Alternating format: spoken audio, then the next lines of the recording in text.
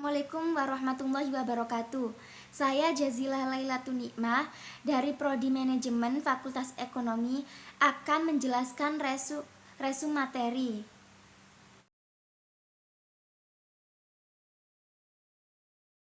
Mahasiswa UIN harus punya pengalaman untuk aktif di organisasi kemahasiswaan, baik intra maupun ekstra kampus, sehingga nanti di samping memiliki wawasan akademik, prestasi akademik, mahasiswa juga diharapkan memiliki kompetensi yang keterampilan, kecakapan memimpin dan kecakapan organisasi, yang itu dibutuhkan tidak hanya untuk kegiatan mahasiswa pada saat ini. Itu juga nanti ketika kita sudah lulus dari alma mater tercinta. Baik mahasiswa baru tahun akademik 2021 atau 2022 maupun mahasiswa lama untuk semester ini, sepenuhnya proses pembelajaran dilakukan secara daring, baik itu melalui sinkronis pembelajaran dalam waktu yang bersamaan.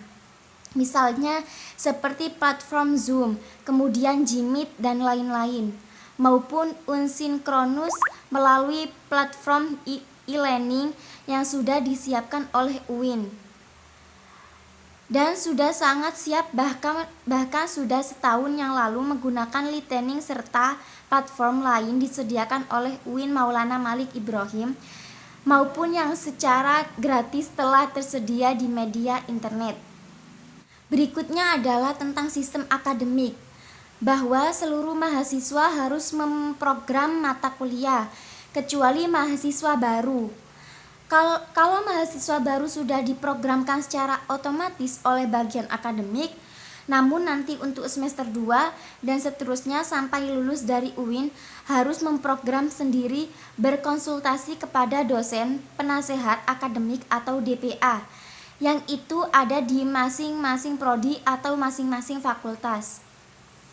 Kemudian di akhir semester akan ada UAS dan UTS. Kita mulai kuliah pada tanggal 6 September 2021 sampai akhir Desember 2021. Nanti di pertengahan ada UTS, kemudian di akhir perkuliahan ada UAS.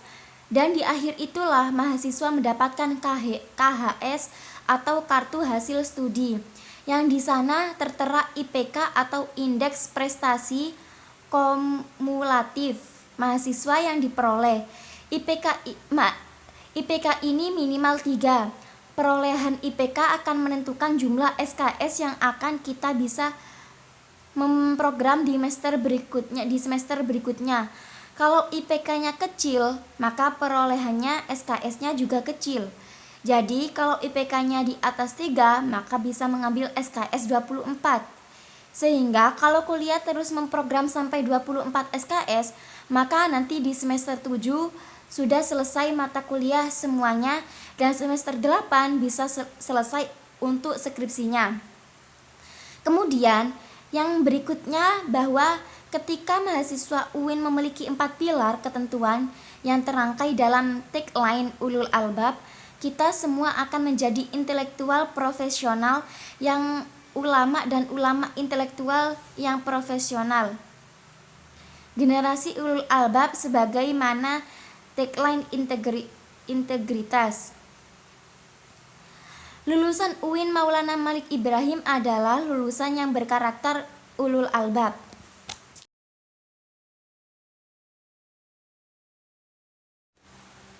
Menjadi mahasiswa di UIN Malang itu tidak gampang. Anda termasuk the best human material, artinya manusia-manusia pilihan yang telah terseleksi melalui berbagai macam jalur. Karena kalian termasuk the best human material, meskipun semester ini masih kita laksanakan perkuliahan daring atau virtual, beliau mengharapkan kalian segera bertemu dengan kampus. Untuk sementara waktu, bayangkan saja kampusnya. Nanti insya Allah kalau pandemi COVID sudah selesai, kalian bisa bertemu dengan kampus yang kita cintai ini. Kampus ini memang terkenal dengan kampus yang sejuk, nyaman, religius, dan sangat rindang untuk dijadikan sebagai tempat belajar.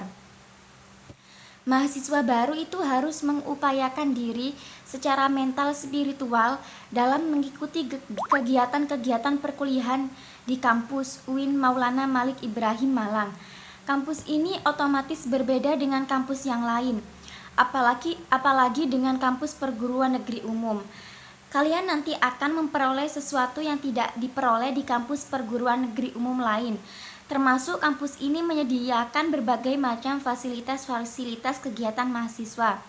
Karena kalian harus menyiapkan mental spiritual, maka orang yang memiliki mental secara spiritual itu indikatornya ada 3, yaitu berpikir ilmiah. Mahasiswa harus melakukan transformasi gaya belajar dari tingkat SLTA menuju model pola belajar di perguruan tinggi. Berpikir ilmiah itu pada hakikatnya berpikir yang selalu dilandasi dengan ilmu pengetahuan, baik ilmu pengetahuan umum maupun ilmu pengetahuan agama. Visi misi kampus kita dipengaruhi oleh niat cita-cita menegakkan ajaran Islam melanjutkan perjalanan Rasulullah SAW. Yang kedua, kita harus berpikir positif, bukan sekedar dalam bentuk pikiran, tapi harus diwujudkan dalam bentuk perilaku. Perilaku positif sebagai mahasiswa itu indikatornya antara lain adalah tampil dengan gaya khas mahasiswa UIN Malang. Mahasiswa UIN Malang itu berbeda dengan mahasiswa-mahasiswa perguruan tinggi umum lain. Dr. Ahmad Fathah Yasin, MAG, menyarankan kepada bapak atau ibu mahasiswa ketika virtual Zoom temu wali kemarin, agar anak-anaknya berperilaku positif, dengan indikator berbicara sopan, berpenampilan sopan, berpakaian sopan, bersikap yang sopan, dan lain-lain. Senat Mahasiswa adalah organisasi mahasiswa UIN Maliki Malang yang berperan sebagai lembaga legislatif yang mengkoordinasi denah UGM dan HMJ.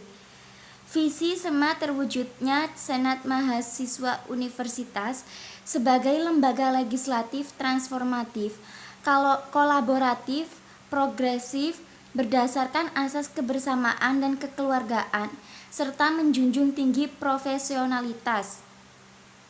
Fungsi SEMA: 1. Advokasi, 2. Legislasi, 3. Pengawasan, 4. Penganggaran. Tugas SEMA: 1. Mengawasi dan mengontrol DMAU, 2. Memberikan persetujuan setiap kegiatan yang akan dilaksanakan oleh DMAU, 3. Memberikan pengesahan setiap laporan pertanggungjawaban setelah selesai agenda tersebut. Yang keempat, fasilitas aspirasi mahasiswa UIN Malang dan menyalurkan kepada pihak-pihak yang bersangkutan. Yang kelima, mengawasi setiap kebijakan dan keputusan yang diambil oleh DMAU. 6. Merancang dan menetapkan peraturan organisasi UIN Malang. Yang ketujuh, mengesahkan peraturan DEMA. 8. Menjadi mitra kerja DEMA dalam melaksanakan kebijakan organisasi kemahasiswaan. Komisi SEMA: pertama, Komisi Advokasi dan Hukum. Kedua, Komisi Organisasi. Yang ketiga, Administrasi dan Keuangan. Yang keempat, Informasi dan Komunikasi. Kementerian DEMA Universitas. Yang pertama, Kementerian Dalam Negeri.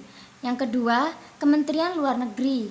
Yang ketiga, Kementerian Sosial Hukum dan Politik. 4. Kementerian Agama. 5. Kementerian Pengembangan dan Kreativitas. Yang keenam, Kementerian Komunikasi dan Informasi. Program kerja DEMA UIN Malang adalah Sahabat Desa selama 1 periode ke depan. Jadi, pada periode Dewan Eksekutif Mahasiswa Universitas, kita memiliki beberapa program kerja yang sebagai prioritas salah satunya adalah Sahabat Desa. Jadi, kita memiliki ataupun ingin meningkatkan terkait kepekaan mahasiswa terhadap masyarakat sekitar yang nantinya akan kita kolaborasikan dengan mitra-mitra yang ada dalam organisasi mahasiswa UIN Maulana Malik Ibrahim Malang, antara dengan teman-teman UKM, antara dengan teman-teman Senat Mahasiswa. Karena ketika kita mencoba turun kepada masyarakat, kita harus memberikan suatu hal yang besar. Ada program kerja terkait Sapa Sekolah. Tujuan dari program kerjasama sekolah ini adalah kita ingin memberikan hal kepada kampus, mempromosikan kepada sekolah-sekolah yang ada di Malang Raya dengan memberikan pelatihan terkait kepemimpinan dan keorganisasian. Hal yang terpenting adalah terkait pembangunan kinerja dalam satu tim. Yang ketiga adalah program kerja yang berkaitan dengan sosial, hukum, dan politik. Nantinya kita akan memiliki program kerja yaitu Rihla Parlemen, yang program kerja ini intinya untuk kita berdiskusi dengan para pemimpin yang ada dalam birokrasi Republik Indonesia. Visi misi kampus kita dipengaruhi oleh niat cita-cita menegakkan ajaran Islam, melanjutkan perjalanan Rasulullah SAW. Yang kedua, kita harus berpikir positif, bukan sekedar dalam bentuk pikiran, tapi harus diwujudkan dalam bentuk perilaku. Perilaku positif sebagai mahasiswa itu indikatornya antara lain adalah tampil dengan gaya khas mahasiswa UIN Malang. Mahasiswa UIN Malang itu berbeda dengan mahasiswa-mahasiswa perguruan tinggi umum lain. Dr. Ahmad Fathah Yasin, MAG, menyarankan kepada bapak atau ibu mahasiswa ketika virtual Zoom temu wali kemarin, agar anak-anaknya berperilaku positif, dengan indikator berbicara sopan, berpenampilan sopan, berpakaian sopan, bersikap yang sopan, dan lain-lain. Dosen tidur gak dibayar, kalau anggota DPR tidur dibayar. Kita sebagai rakyat ingin punya mobil, ya sudah diwakili saja sama wakil rakyat. Mau jalan-jalan ke luar negeri, cukup diwakili saja sama wakil rakyat. Nah, itu bahayanya wakil rakyat. Mereka harusnya sadar bahwa mereka itu harus melayani rakyat. Saya bisa sampai sini itu ya karena UIN Malang. Saya diajari banyak oleh UIN Malang. Dulu saya sempat dipilih menjadi HMJ dan juga presiden BEM. Semua gemblengan ini berasal dari UIN Malang. UIN Malang yang menjadikan saya seperti ini. Saya tidak pernah malu bilang alumni UIN Malang agar stereotip lulusan UIN ini tidak hanya menjadi ustadz. Lulusan UIN Malang ini bisa menjadi anggota DPR. Alumni UIN Malang itu bisa berkiprah di mana saja. Kita ingin lahir dari UIN ini ahli-ahli di berbagai bidang agar nama UIN Maulana Malik Ibrahim ini senafas sesuai dengan Maulana Malik Ibrahim yang sukses pada masanya. Sampai saat ini tidak ada yang bisa menemukan obat COVID-19. Kunci menanggulangi COVID-19 adalah vaksinasi. Agar mencapai herd immunity atau kekebalan skala besar, kunci yang kedua adalah disiplin prokes. Orang Indonesia kurang disiplin prokes, jadi susah COVID untuk hilang. Tingkat pemahaman COVID di Indonesia itu rendah. Memakai masker saja susah, gimana mau sembuh dari COVID? Pertumbuhan ekonomi karena COVID semua turun. Semua negara turun, tapi kita sudah mengalami kenaikan dari year of year. Kita naik sekitar 7%. Melemahnya daya membeli karena efek PPKM membuat masyarakat malas untuk membeli, lalu terjadi inflasi tipis dan juga banyak yang kehilangan pekerjaan akibat pandemi COVID-19. Tercatat lebih dari 50.000 buruh di PHK sejak awal 2021. Tingkat pengangguran akan lebih banyak di bulan Agustus 2021. Kalau dampak di sektor pendidikan, banyaknya yang putus sekolah dikarenakan anak harus bekerja karena krisis ekonomi akibat pandemi COVID-19 dan juga karena persepsi orang tua mereka. Lalu kebijakan sektor pendidikan di pandemi ini adalah memberikan bantuan kuota data internet, bantuan subsidi, dan lain-lain. Bantuan lanjutan untuk bulan September, Oktober, November sebanyak 2-3 T agar kita bisa tetap tatap muka. Kita harus melakukan kolaborasi hexahelix agar terselesaikannya wabah ini. Model kolaborasi ini tidak hanya model di pandemik, akan tetapi menjadi model kolaborasi masa depan yang mampu menaikkan kelas sektor ekonomi, pendidikan, dan sektor lembaga di Indonesia. Kenapa moderasi penting di Indonesia?